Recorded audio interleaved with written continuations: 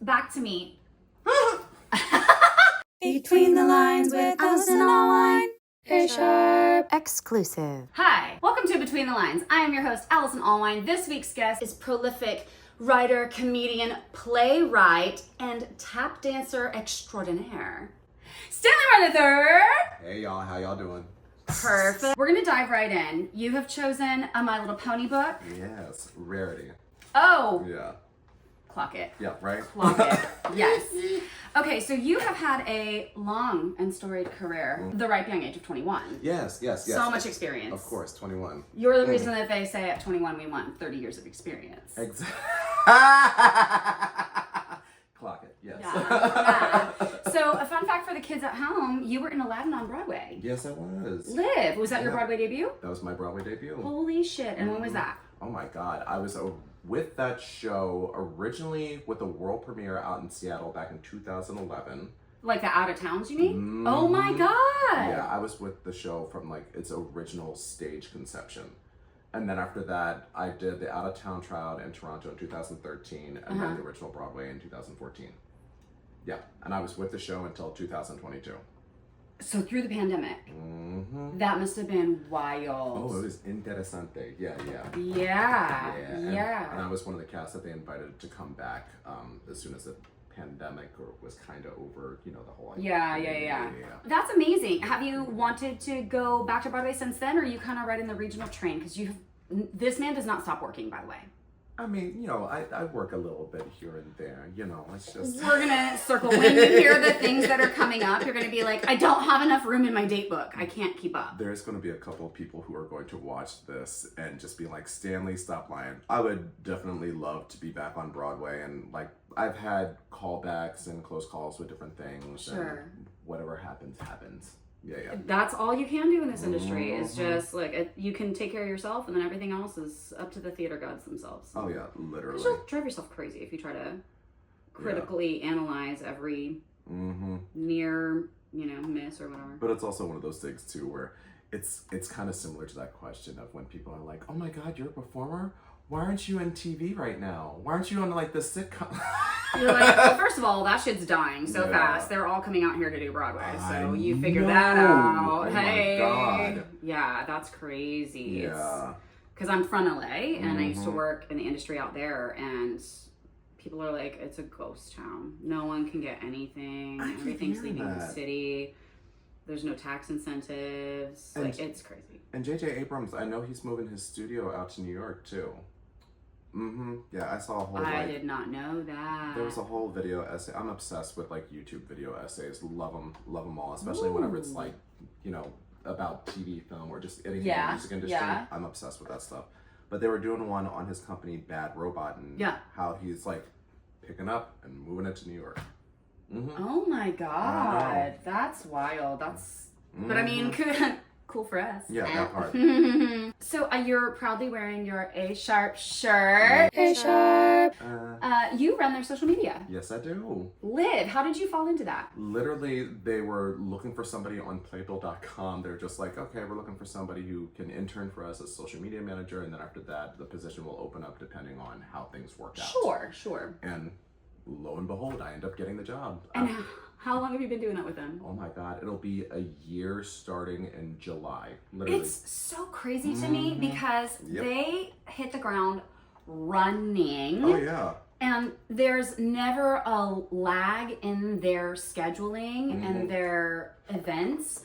I mean, Anthony, if you don't know Anthony, then where have you been? Anthony is like a whiz kid producer and really got this ball rolling, and you cover everything, regardless of being on location for so many things. It's a lot to keep up with. Yeah, considering I have seen almost virtually every cabaret that they have produced and put up for the past, I think it's like 2 years now. Damn. Yeah, so I've gone through the majority of that footage. The only reason why I haven't gone through all of it is because we're missing, I think, like 3 or 4 different shows, but I've seen every last one of the other ones. Oh my God, you're their living librarian of material. Holy literally. shit. And what's even crazier is half the time now when I go to like certain auditions, I'll automatically recognize people from those cabarets, and That's so funny. and they have no clue who you are, and you're like, hi, bestie. They're like, oh. That happened to me with, oh my god, her name is Kamaya Vickers.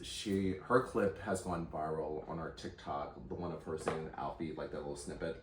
Because I'm the one who also like cuts and posts all the videos, like those short form videos. That's all me. Which, by the way, takes for fucking ever. I'm gonna tell you from doing this, it takes a long time to find the right thing and promote it. So kudos to you, because it is not for the weak. No, because half the time I'm usually choosing clips from, not only because if I find that they're extremely talented, but it's because I'm like, okay, they're about to do the next show that we're about to produce. Sure. Or it has something to do with the month, like it's Women's History Month or something like that. So I'm going to be promoting a heck of a lot more women. Right. Or if it's something where something happened with a show coming out and somebody sings a song from that show, and I'm like, oh, and they sound great. Okay, this is like triple cross promotion. Yeah, ride that train. Why reinvent the wheel if somebody's already doing it? That's amazing. And then sometimes there are certain people, like I kind of lucked out with, I think their name is Lisi. She sang. Yes, from they, she. I don't want to miss, so I'm gonna just do the catch-all of they.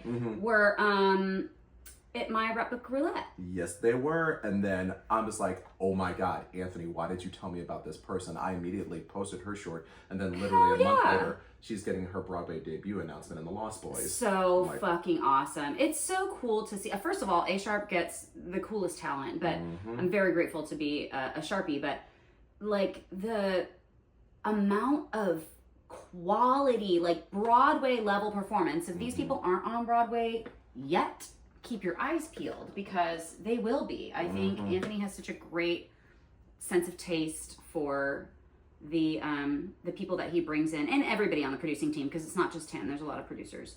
But with them specifically, I was like watching that clip. I'm like, why aren't they a guest at Black Book Roulette? Like, I don't get this. Right. Like, well, I was Where literally messaging them. And then I was looking up all their stuff on their Instagram, and I'm like, oh, they were in Goodspeed's the chorus line. Okay, so yeah. Just all over the place. So speaking of cabarets, you yourself are an award-winning cabaret artist. Am I correct? Yes, you are. Okay, tell us about that. Where did you win this award? I won a cabaret competition. Not like the first place, second place. I was the audience favorite.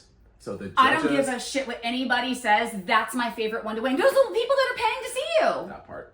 Like, I made it all the way to the end, but the judges, they chose who they wanted to win for a second and third, but I still end up getting 2 shows produced there, and both of them sold extremely well. So I was very happy about that. So what was yours kind of focused on? What was the name of it or the premise? Oh, the first one I did, oh my God, it was so long ago, was called Green Eyed Soul. And it was just like all the songs that I have done in other random cabarets, because my dad at one point used to play for this stand-up group and sketch comedy group out in Philly, and they would, as soon as they would come in to do sketches or they would bring in stand-ups, he would be like, well, my son can sing, so I would come in and I would just sing songs in between sketches or in between sets. Oh my God, so you're from Philly? Yep. Oh, cool.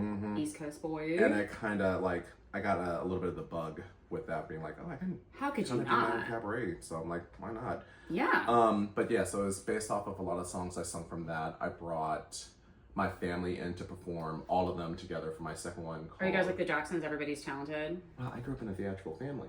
What? Yeah. Spill it. So my dad. The third. Here we go. Okay, here's the lore and the legacy. My sister hates this though, but I always say it like this.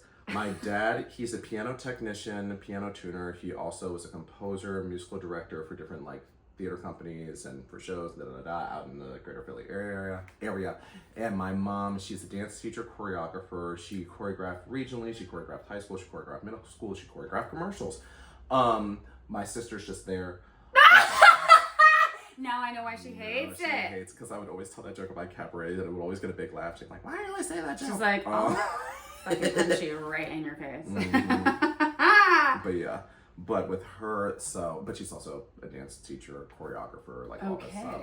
But yeah, so I grew up in a very theatrical family. I love that. I love that. It's so nice too, because then you're not fighting that uphill battle that some families throw at gifted kids, that it's like, Gotta find something stable. Are you what are sure you you gonna want to do this? Yeah, and it's like, I've never been more sure of anything in my life, no. actually. Yeah. Coming from an artistic family is a huge blessing. Oh yeah, and I'm grateful for the fact that, because I grew up in a studio system too, like with my mom and like a couple of different dance studios that she worked at, where there's a lot of families that really don't support and don't show up, where I'm like, all you have to do is sit in that dance recital. Right. That's it. Just support. Like, Right. literally. And they would make every lame excuse in the world, be like, yeah, who cares? I'm like, That kid right there that spent all this time Yes. learning this dance. She's going to be talking about that in therapy for She years to sure come. will be. Yeah. She sure will be. So, but Don't yeah. question any other life choices she makes after that if you're not showing up for your kids. That part. So my very first professional show that I ever did, I was 9 years old, and I did it at Bristol Riverside Theater. Yeah. Which you got to revisit just recently. You Yeah. just finished a Jelly's- run in Jelly's Last Jam. Yes, I did. Tell us about that, because you said it feels like tap trauma because every night you're tapping your face off and dying. It was, well, because the whole show, spoiler alert if you haven't seen that, the whole show starts off with him already dead. So, and he's in his purgatory, and you have this guy named Chimney Man, played by the wonderful Forrest McClendon, Tony-nominated performer for the Scottsboro Boys. Loved working with him. Did that. Yeah, loved working with him on stage every night. Like oh my God, it was like an acting class every time working with that man, like sparring with him. I loved it. So, and he's forced to live through all these major moments in his life. And you saw all of his wonderful sides, and then you saw all the horrific stuff that he was doing to other people. Yeah. So it's very much hurt people. Oh. And at the God. end, when he dies, he has like this whole catharsis moment of like, I was wrong with how I treated my own people, how I treated my own kind, how I treated anybody. And it's just this breakdown. And I had to do that, I think it's like 7 times a week. God. Yeah. How do you kind of come out of that each night? Because I know some people, they just sort of shrug it off, you know what I mean? And I don't mean that in a dismissive of their method way. And other people, they really are in it for a long time. Some people need to just go sit in a quiet place somewhere. Like, how do you recover? Because that's got to be wearing on your soul every single performance. It's the beauty of having gone to therapy for like the past couple of years made that Amen. Performance happen. Because I was able, as soon as I got off that stage, I would immediately grab the tissues and I'm like, it's too early to cry, especially during the matinees. Right? You're like, oh God, we have one more. Yeah, I would like crack a joke about it, or I would say something to like pull me out, because I'm like, okay, I'm no longer on stage. I'm Right. done. We're now doing bows.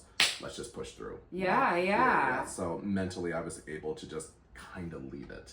Good. Yeah, and especially with that show, if I feel like I was pent up during the day, I could use whatever BS was going on in my life and just leave it out there, so I didn't have to worry about it later. That is the beautiful, like the alchemy, the transmutation of your life into your work. I think is the biggest blessing of being a performer in this way.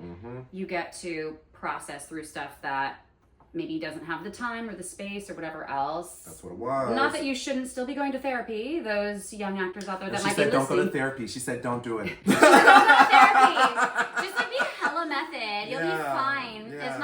It's not gonna ruin you at all. Jared Leto, people out here. Oh no. He's the one. He's the one who's sending like the severed pig's heads Yeah. to Viola Davis. To You lucky she didn't slap the shit out of you. Eat God. Son. So, departure from Tap Trauma, Yes. you have done the role of Eddie in Rocky Horror Picture Show with Frankie Grande, who is now on Broadway in Titanic. Am I correct? Yes, he is. All right. For 3 years? 3 years at the Bucks. Not 3 years running. Yeah. Which I don't think they're going to be allowed to do it this year, though. I can't see how they would with they it being on Broadway. extended. Yeah, because originally this was only supposed to be like a limited engagement, but then they just made an announcement, I think a couple of days ago, about it's extending into November. I'm like, yeah, it's Rocky Horror. Yeah, you It's got to go through the Halloween. Halloween season. 100%. Yeah. That'd be wild not to. It'd be a silly waste not to. Right. Also, like, what else is, screaming for Studio 54, which I think is a perfect venue for this show, by the way. God, yeah. Yeah, Like, right? so great. So great. And I have to see that too, because I'm like, hi Harvey. I'm friends with Harvey Guillen. He's like a sweet I guy. love him so much. Oh, and Larkin Riley, because she was in Rocky Horror with me at Bucks County Playhouse too. Hi, Larkin. Sorry. Don't worry. He didn't forget about you. And Ananya is like a big A-sharp person. Yes. I saw her, who's a majigger on A-sharp the other day. Replic Roulette, I think it was. Yeah, she's done about 3-4 different shows with I A-sharp. feel like, you know when you have mutuals and you've just been like ships in the night, like you've just missed. I feel like that is, and everybody is like, you know Anna. I'm like, I don't actually. I've never actually met them. But I feel like I should have. Everybody seems to think I do. Yeah, no, it's always so funny with a lot of these shows. I'm like, oh yeah, I know that one person. Oh my god, and also this one, like every time. Oh my god, I know everybody actually. Oh my god, it's my show. It's crazy. Oh my god, am I here right now? Like, what is it? It's very Penelope from SNL, Kristen Wiig, which is like, actually, I am a tomato. Yeah. So what was that like? Like, what kept you coming back to visit Eddie over and over again, besides the show is fabulous and flawless? It's because, well, the funny thing is when I booked Rocky, I was shocked because I never thought in a million years, knowing the show, knowing the movie, like they generally don't go for like my type. They generally look for someone who's a little bit more plus size. A bit more in the meatloaf category. Meatloaf category, or at the time, I was bald. What? Bald. B-A-L-D. Bald. You said I don't need hair anyway. Yeah. I'm too so fine for hair. literally, for when I got the initial self-tape ask, I was like, oh, okay. So before I start singing Papa Tootie, I pull out a comb with my bald head and just I am undone. And I literally booked it without a callback.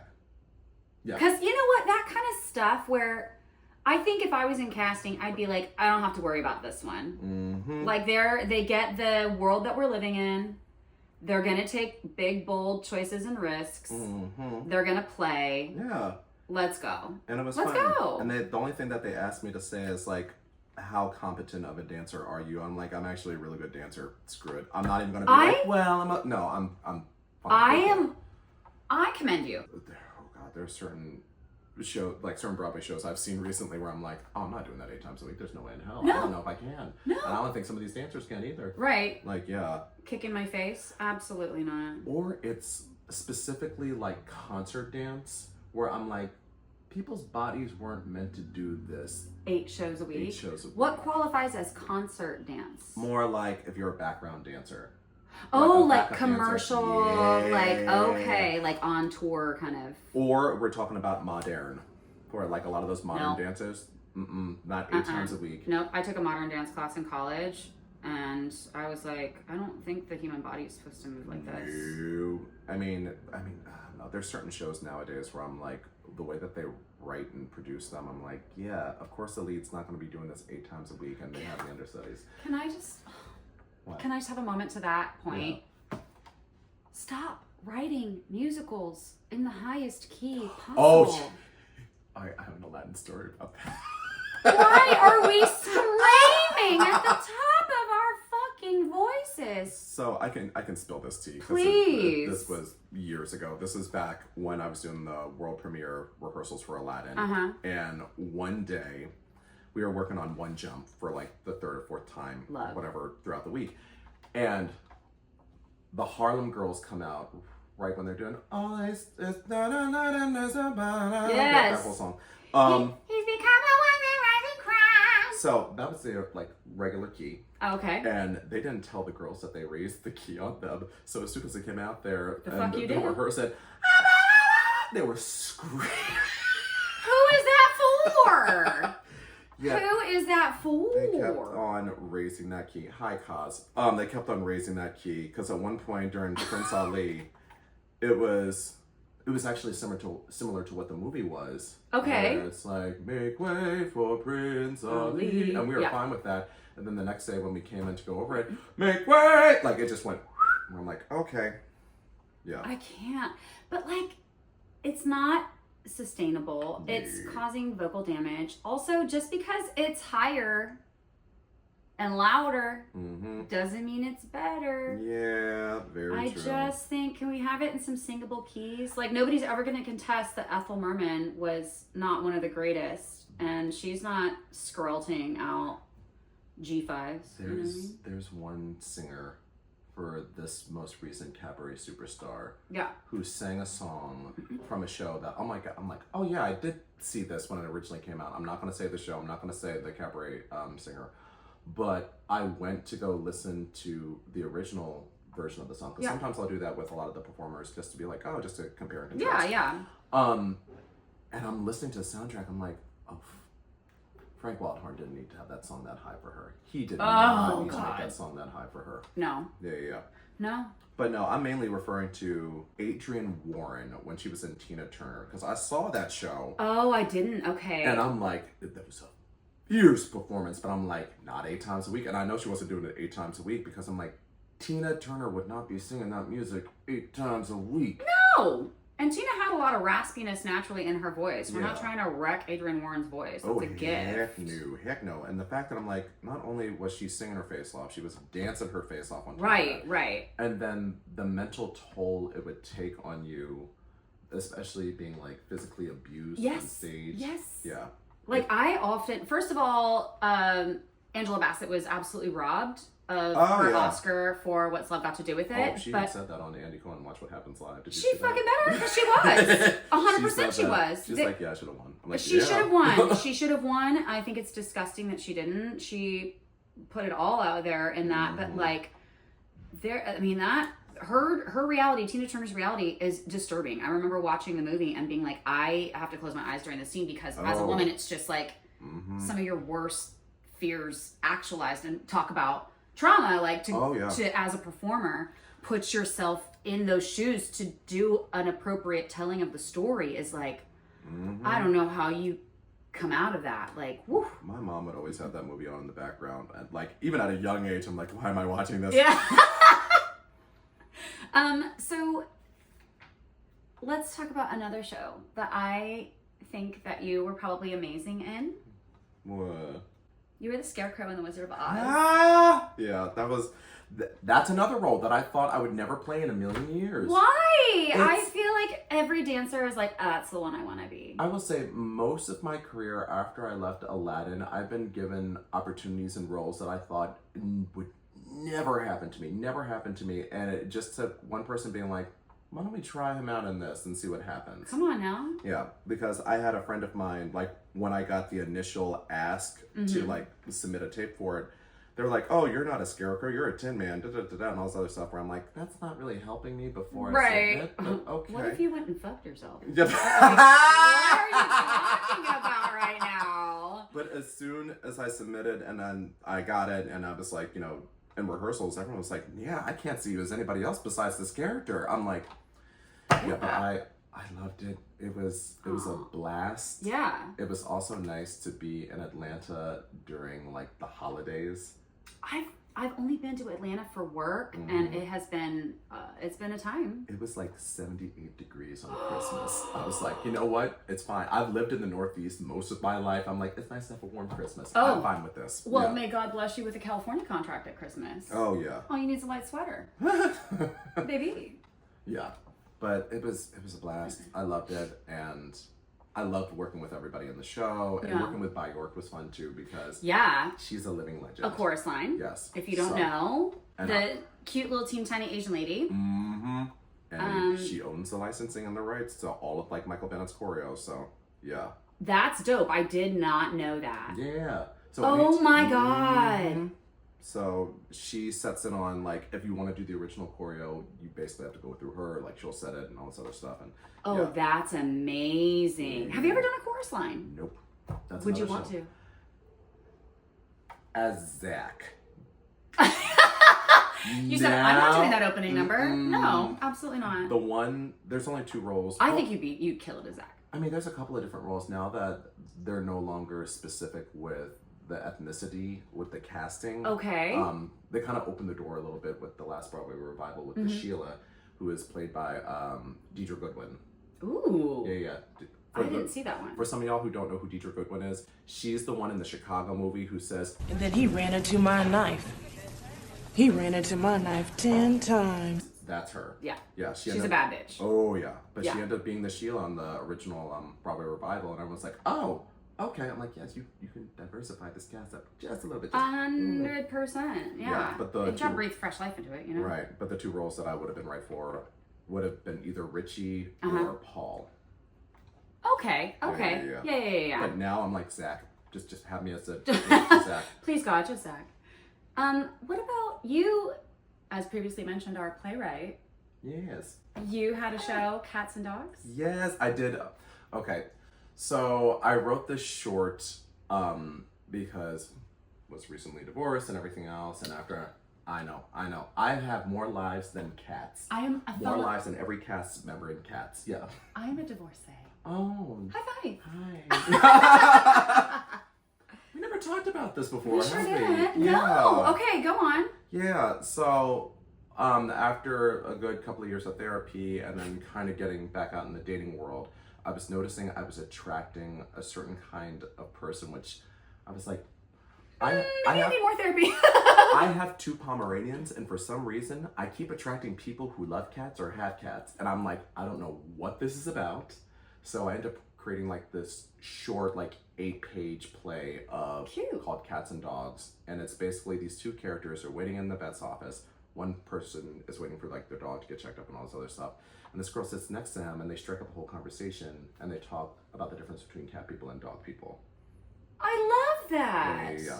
Did you ever put it in any like festivals or anything like that? Yeah. I did it at, oh my God, I forget what the, it was like this playwright festival I did last year, and it actually ended up doing really well, so I was very happy about that. Yeah. Good. Do you want to see it go further, or are you kind of like, I thought it served its purpose? I think it served its purpose. I mean, I could turn it into like a whole sitcom situation. Yeah. Yeah, because I used to write a lot of specs. I used to do a lot of sitcom specs at one point, and then after that, it just kind of got burnt out.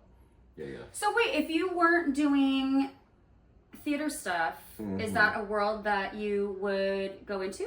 Television writing, Easily. you think? Yeah. Easily, yeah, because I was trained for that at one point too when I was in Aladdin. Like I was constantly taking classes. Yeah, I was doing UCB stuff. I was doing Gotham writers. Around that time when I was taking all those writing courses, I wrote my very first play, my 1-act play, where it went into the Strawberry Theater Festival, and it ended up getting 6 nominations and winning 2 out of the 6. Oh my God. Yeah. That's Back in, remarkable. like, Okay, 2019. well, Yeah. here's to you doing more of that, because I would love to see that. I'm always so excited by the other work and projects that actors have, because you can't just be, to all the young ones out there, please don't just be auditioning and doing shows. Trust me, your light will dim. Oh. It's not gonna Burn out. Yeah, you'll burn out. And that's from a person who's always booked a book. How do you stay so booked? What do you think is the secret? Oh God, I think stick-to-itiveness and always just being like, okay, as long as I have something steady in my life, I can still keep pursuing this artistic dream of mine. Steady as in income, you mean? Steady as, oh yes, please, Yeah. income, God. Because like with the A-sharp job, like with the social media management, and sometimes I'll do a lot of freelance work with video editing and everything else in between. That kind of keeps me stable. Yeah. And then if I'm doing that on top of the performance, then I can save, and like it's Right. It's a beautiful thing. You cannot create when you are in survival mode. Oh, hell It's no. it's just not possible. I mean, some have, but like it's Somehow, but not recommended. No. Yeah. And also, I'm forced to wear many hats because growing up as a performer surrounded by like theatrical people, Right. my mom was constantly telling me, look, if you have a dance background, you'll be able to work longer than most of these other people that are coming up with you as performers. Yep. Because like I can kind of sing, so it Kind of sing. You lying piece of... I would say also, like, if you have an instrument. Oh yeah, especially now, because even with Jelly / Jam, they had a couple of the cast members literally play instruments. Our dance captain was playing the literal French horn on stage. That's crazy. Yeah, and she can tap her behind off. Hey, Jenny Ellen. That's crazy. Yeah. I grew up playing violin and now I'm taking it back up again because there's just too much stuff. But I have a friend who is a pianist, and when he's not getting acting work, he's playing auditions or rehearsals, and that pays his bills. So he's still in the creative world. He's able to book more stuff because he's just a more versatile performer, and his survival job is keeping him in the industry that he wants to be in the first place. So that part. That's amazing. I love that. Are you a gig type guy where you're like, I have 8,000 jobs actually? Well, funny enough, I mean, I do a lot of deep canvas work, and I'm kind of doing that right after I'm done this interview. What is that about? What is that like? It's fun because I'm like, I like to feel like I'm giving back to the community and getting people politically involved. So, yeah. Especially nowadays, y'all. Yeah, please vote. You better go out and vote. Register and vote. I swear to God. VOTE, vote. VOTE, vote. Like, you cannot decide to sit on your hands because you don't like everything about a candidate. Like, there's no perfect candidate. You just need to go out and vote and exercise your American right while we have it. Literally. And my mom is like the biggest catalyst for all that because she would always take me into like the voting booth with her or whatever, like ever since I was a child. Yeah. Yeah. Yep. You gotta. I love that that's a great way to give back. And not just give back, but like really get to know your community. Because when you're out canvassing in those neighborhoods, you're figuring out like the demographics and what the needs are and what speaks to the people in those areas. So you can really, really clock it with whatever candidate you support and help them be of better service. That part. What is this color? It broke off from the other one. This is kind of a fun part because now enough of our guests have broken crayons that it's like a puzzle on top of coloring. Oh yeah, that is funny. So I think I'm gonna go with this one. Oh, you know what? I'm gonna do an old school test it on a piece of paper thing, you know? See, this is so funny. I never have done this before. What? Yeah. Oh my God. Who hurt you? Why? I don't know. I've never have. I'm gonna confer with my notes here. Can we go back to your Pomeranians? Yes. Oh I'm gonna put a picture right here. Yeah. Tell us who they are. So the boy, he's the white one. He's Odin. He just. I love that you gave him a fierce god name. What is that, Norse god? Yeah, he's the king of the Norse gods. He's 12 years old. Oh my goodness. Lovable goofball. Like loves everybody that he comes in contact with. Like yeah.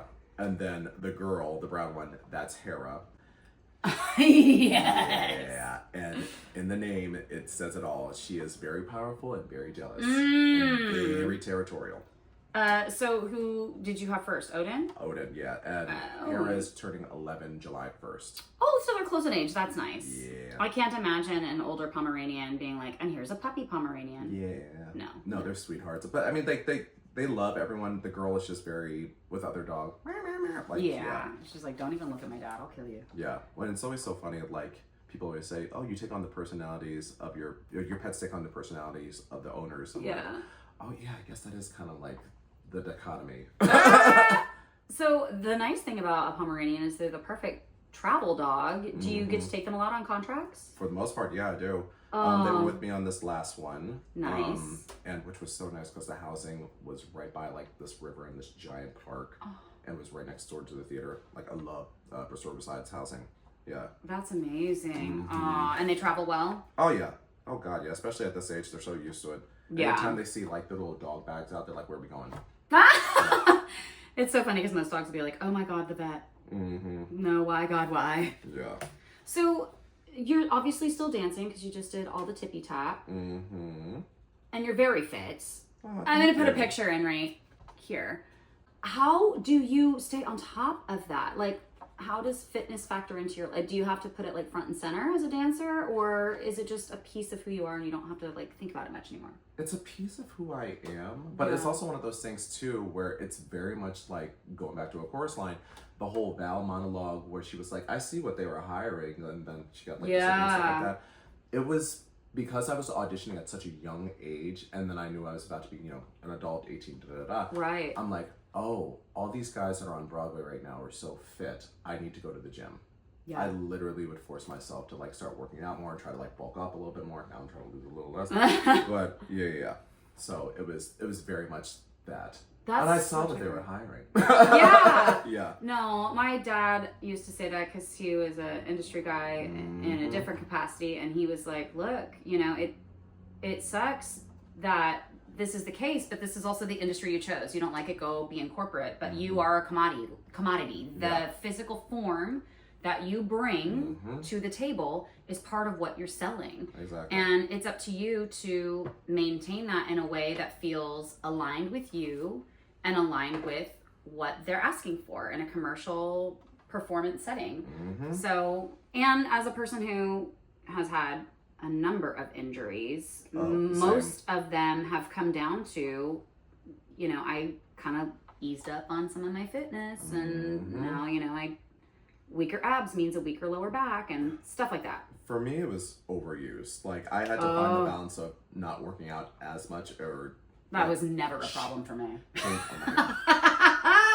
Changing my form, because when I was in Aladdin, I would get neck and back spasms all the I can't time. imagine, because the dancing in that is incredibly athletic. It's incredibly athletic. I'm constantly doing sword fighting all on the right side. Oh God, I didn't think about that. And on top of that, I was also partnering, and every once in a blue moon, I would get a partner who didn't really necessarily hold themselves up, so I would have to do extra work. Ladies, you are not a prop. You are an active participant in your partnering. You better fucking use your abs and get your fucking shit in the air. I will not say who. And I will say this We'll say it after. On the flip side, some of the ones that were a little bit more on the pluser size, they were easy to lift. Like that, that took no effort. They knew how to hold themselves up, and I would spin them around like it was fun. It's those little skinny girls that are like, you lift me now, uppies. Yeah. No, ma'am. No, ma'am. Yeah. So, what would you say to date has been your favorite role that you played? Okay. Okay. I'm kind of torn, because now there's actually been a couple where I'm like, okay, maybe this one, maybe this one. The role that I would play until the day I die would have to be Audrey 2, the voice of Audrey 2, The Plan. Because that was another show I never thought I would ever, that was another show I never thought in a million years I would ever be cast in, but for some reason, like, oh yeah, we love your voice for this, go nuts. I'm like, all right. And you just get to sit in a sound booth. I had my own dressing room. Oh. I was only on stage for a hot second as a bum for Skid Row. Skid Row. Live. And then after that, I was off stage the entire time, looking at a screen on a mic, and it's the Fontaine of male tracks. Yes, I loved that role. But I guess it would have to be, it's between two Wizard of Oz-esque shows, because as much as I love doing jellies, it was a little intense. Loved it. It was the leading title character. That's great. But my two that I'm obsessed with would have to be Scarecrow in The Wizard of Oz and The Wiz in the Wiz. I am so glad you said The Wiz and the Wiz. Yeah. Because insert picture here, the photograph of you throwing your cape is the sickest shit I have ever seen in my life. I loved that costume. Clearly. That cape was everything. I still have those gold shoes. I bought those shoes. They hurt like hell to walk in, but I love them. You know when they say, like, you should wear the clothes shouldn't wear you? Baby, you were wearing those clothes. And my favorite moment about doing that production is I negotiated Hera as the Toto. So she was everyone's, like, backstage therapy animal. Like, there were people that, like, usually I don't like dogs, but I like her. She's so nice and so friendly.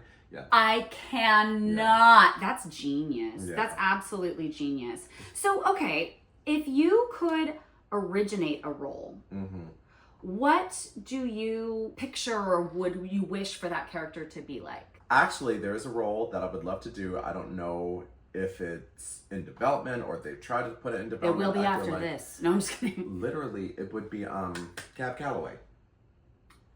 I would love to play Cab Calloway. Hi, Telsey, hi. Hi, over here. Hey, Jimmy, Cab Rashad, Calloway, Bernie, right here. Tiffany, Yes. Rachel. Hi, everybody. Literally, turn it into a show. That would be genius. Yeah, because Cab, I can imagine that show where... no, I'm not going to give it away. I'm not going to give it away because someone's going to take it. Yeah, someone's going to steal it. You can say it and I'll bleep it. That's what we do on this show. I love that idea. Mm-hmm. Oh, that's genius. Yeah. It's been bleeped so none of you will ever know because Stanley's going to write it. Wait. And that's when you'll know. You're like, I didn't sign up for all that. Hold up. Yeah. But actually, I would. Like, a friend of mine reached out to me, and actually, funny enough, this is Leapy McLeaperson right now. Oh, fuck yes. Yeah. Oh, come on now. Yeah, and I love James. Like, That would be brilliant. Actually, I know both those James. I've worked with both the James who are the Louis Armstrongs. Yeah, then, okay, there you go. Yeah. Then that needs to happen. Mm-hmm. Would you, if you were choosing, would you rather be the villain, the hero, or the comedic sidekick? Okay. I'm generally typed in a lot of shows as the villain. It is the funniest thing to me where I'm just like, I blame the eyebrows. So who would I, and now playing like the innocence of like Scarecrow, and there's another show that I'm supposed to be doing later on this year. We'll get to that. We're gonna find out where you can catch Stanley Martin III. Yeah. Where he's definitely more on the innocent side of things, where I'm just like, oh, it's nice to portray those characters every now and then. Right. I don't know, I enjoy playing. Okay, I say villain. The reason why I say villain is because they're barely in the show, but when they are, they make such a standout moment. Yeah. Or like they have several standout moments, and after that they're off stage, and people want to know, oh, what happened to them? Yeah. Can I say a villain that I would die to see you play if they ever made a stage version of this cartoon? What? Facilier from Princess and the Frog. Oh, yeah. Come on, Keith David. Yeah, I would love it. I think you would slay in that role. Yeah. I think you would absolutely kill it in that role. I would love to. Oh, yeah, that would be fierce. I think you would have the best fucking time with that. And funny enough, Keith David was the original Chimney Man in Jelly / Jam on Broadway. Yeah. Mm-hmm. The 6 degrees of separation are getting closer and closer. Yeah. So let's talk a little bit then about being a mixed ethnicity Yes. queer performer. Yes. How do you feel it is trying to navigate the waters of this industry? In the last few years, the DEI initiatives have come to the front, especially with 2020, and now with our current administration, they are being stripped back. Are you seeing any big shift now because of the politics affecting the work, or is the work standing strong and continuing to move forward? Okay. I have noticed certain theaters, I won't say which ones, but there has definitely been not strong of a push to diversify certain casts. Mm-hmm. And certain theaters have had their behinds handed to them because of this. Mm-hmm. So I hope they learn their lesson and keep pushing that diversity forward. Just saying. So I've noticed a little bit of that. Okay.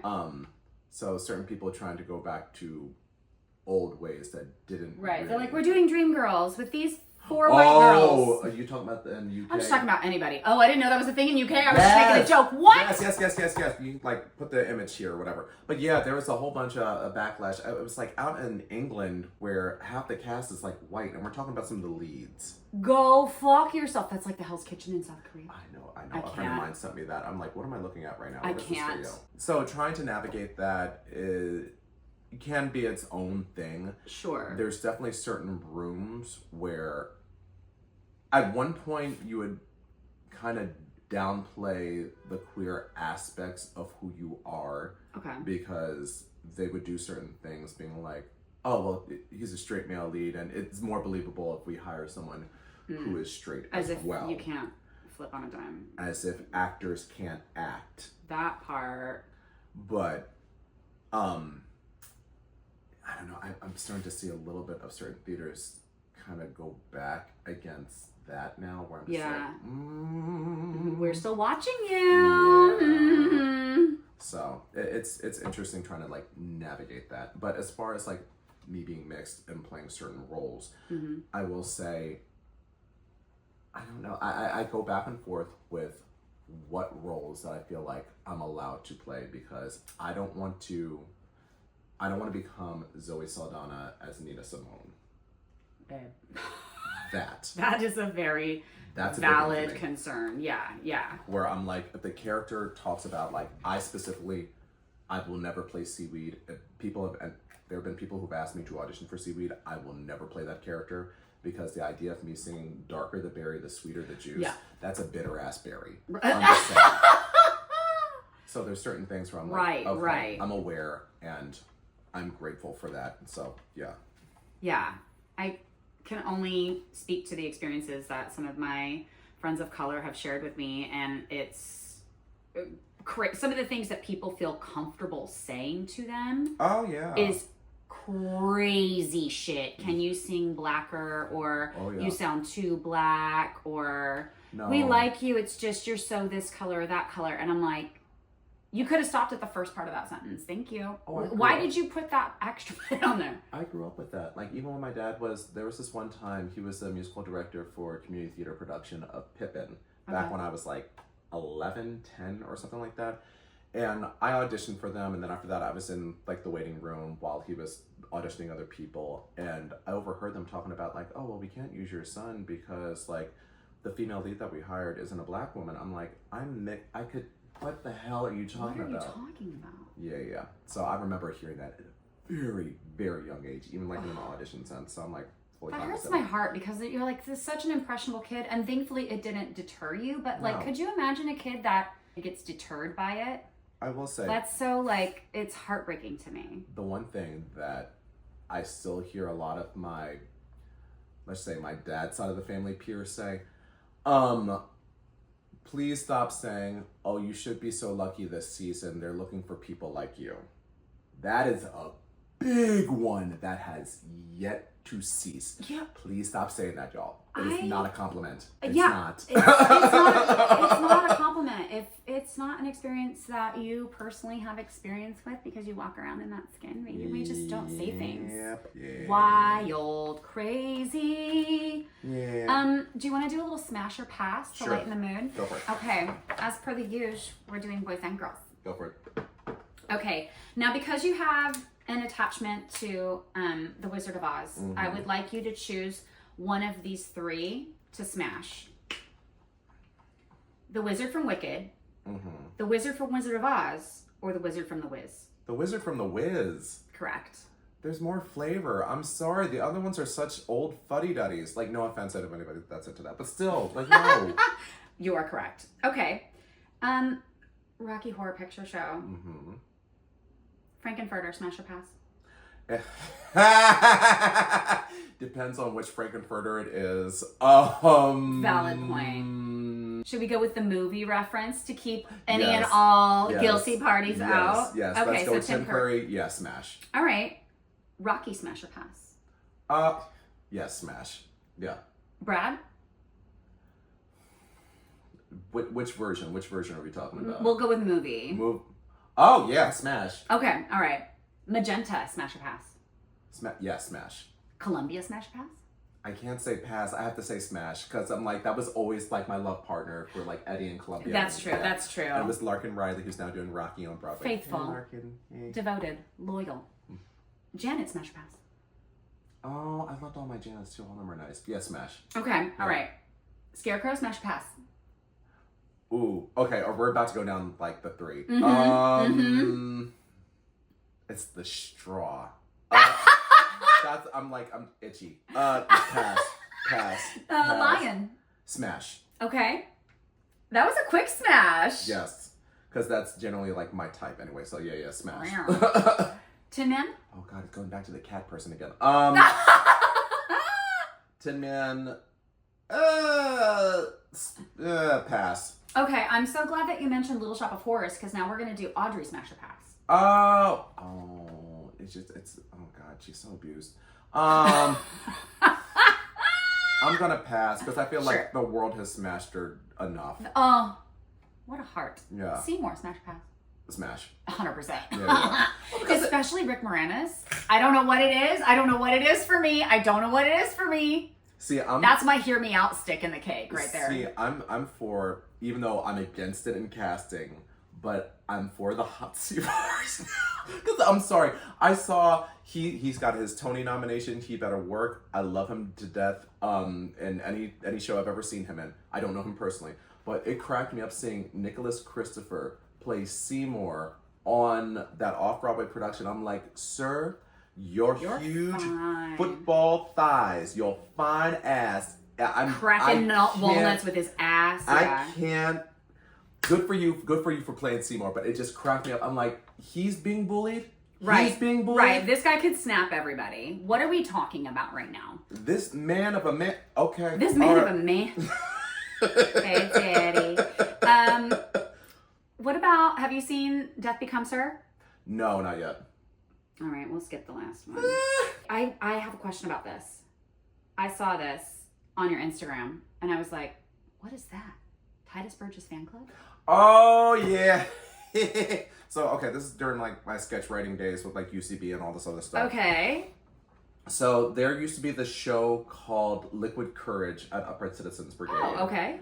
And they would allow new sketch writers to come in to, like, put up their sketches as long as it's, like, written in a certain format, given at a certain time. Okay. All that other shit. Parameters. We love a rubric. Right. And I was constantly creating new sketches all the time, just putting it on its feet. And I would use people from my Aladdin cast. And a lot of times I would use my two genie standbys, Deontay Warren and Juwan Crowley. Hi, y'all. Clock it. And I would always come into the dressing room being like, okay, I have an idea for this sketch for this month. Or I have an idea for this sketch.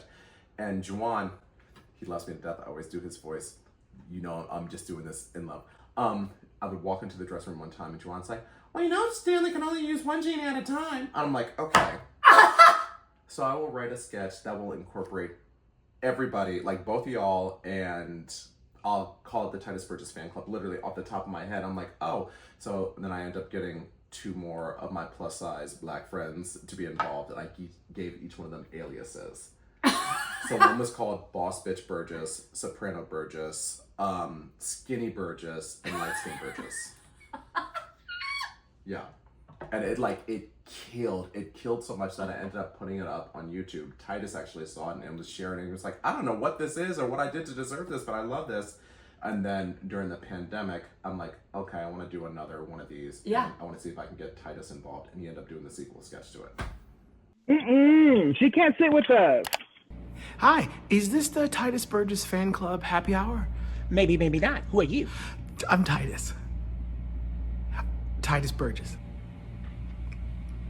From Unbreakable Kimmy Schmidt and Dirty Rock, my one episode arc on Blue Bloods, which never aired. So sweet, darling. You're so sweet. Back to me. If we were to sing a duet, what would we sing? Ooh. Because I've seen you perform several times now, and I will say, and I talked about this earlier, sometimes whenever I'm cutting those short clips for A Sharp. A Sharp. It's sometimes certain people give me, sometimes the clip is so fierce where I'm like, I don't know what specific section I want to cut. And I had issues with yours, specifically when I was doing the highlight reel of week 1, when you did that Murray song. Oh, I did Just One Step by Jason Robert Brown. Because there were so many where I'm like, oh, I could use this, but I like this, but oh, I could use this, oh, I could use this, oh, I could use this. Like, you gave me such a hard time trying to figure out, like, okay, they're all pretty friggin' dynamic and interesting and funny. Okay, which one am I clipping? So what I would love to do would probably be, it's a song from my favorite year called Professional Showbiz Comedy. Do you know that show? No, I'm gonna have to look it up now. Yeah, Andrea Martin was in it. It was on Broadway with Andrea Martin, Lainey Kazan, Tim Curry. Oh my God, this cast is sick. Yes. Okay, I'm gonna look it up. Look it up. It's like vaudevillian and very funny. You look like you're done. Yes. See, this is the trick. You picked a sensibly easy photo to color in, so you weren't burdened by the details of some other photos. Oh no, don't show it yet. Oh, okay, sorry, it's sorry. a secret. It's a secret. I'm gonna. Okay, let me. Go for it. Would you believe we did everything? Yeah. I'm concise. It's what I have to do. Yes. Well, I mean, I still gotta plug stuff. You said media training. Oh my God. Yeah, we do need to plug stuff. Tell the children where they can find you. The next show that I'm going to be doing is Transcendence Theater Ain't Too Proud, where I'm playing Dennis Edwards. It's a show about like the Temptations and how they came to be. And of course, I play another problematic character. So yes. Yeah. Which is hilarious because this is like, you're the easiest Problematic character.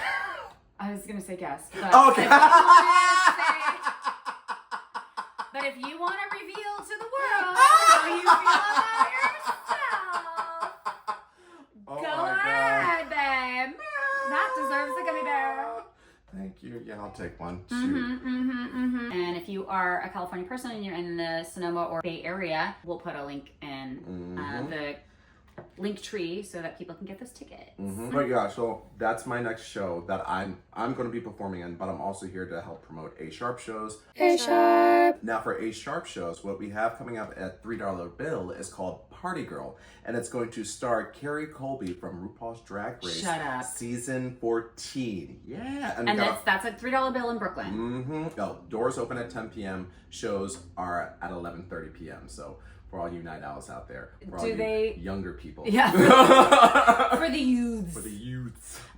What is the ticket cost for that? The ticket cost is, if you go to the link, you can find out. I love that answer. Yes. It will be in my link tree. Oh, we also have another party coming up on May 23rd starring Nick Gaga, and it's the Born This Way Ball. It's a 15-year anniversary of the album, and it's going to feature even more stars from Drag Race. You have Jan Sport, Lux Noir London. But I love Jan Sport so much. She can sing her ass I off. know. Yeah. I know, she's talented, very Jan, I talented. love you so much. Yes, and then we also have a fierce performer. Her name is Mariah. She does all kinds of flips and stuff and heels. Where I'm like, I don't know how the hell you do this, but go off, girl. Live. Yeah. And that's at $3 bill as well. Yes. $3 bill has become like a home away from home. Green Room 42 and $3 bill are like, you can find A Sharp there. Yeah, and every now and then All the 54 below. Oh yeah, that's right. If it comes to my mind and we have more time to dig around and root around and there's like a rep book roulette or something like that coming up, I'll throw it in there as well. Yes, the next one's not going to be until June 5th, I believe. And then after that, we're taking July off. Oh, no. I was wondering when everybody was actually going to have a vacation because when I tell you, they never stop. Yeah. This is awesome. So I'm going to have in my link tree the links for A Sharp's ticket stuffs and a link for Stanley's Transcendence Theater Company out in Sonoma, Ain't Too Proud. Now we need to do the big reveal. Yes. I just want to say this is the first time that a guest has beat me in coloring. Really? Yeah, I would do more, but we're done. I mean, I like the way it looks. I think it does look cute. I like simplicity. But I would have. I love that green. Isn't it so fun? Okay, so on a 1, 2, 3, we're going to show the kiddos at home what we did. Okay, ready? Yep. Oh, wait, I got to sign mine. Did you sign yours? Yeah. Oh, right here. God. It's not like I've watched your show. It's on the Instagram. It's on everything. It's on Instagram, Spotify, YouTube, TikTok, baby. Okay, I signed mine. I'm ready. Ready? 1, 2, 3. Bam. Look at how cute. Come on, Rarity. I know, right? Which, honestly, stripper name. Yeah, literally. Welcome to the stage, Rarity. Hey. Throw them dollar bills. If you don't know what that is, you're too young to be watching this channel.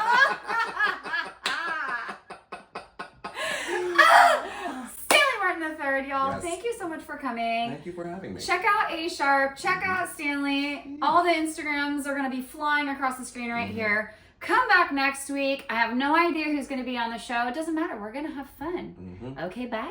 Bye.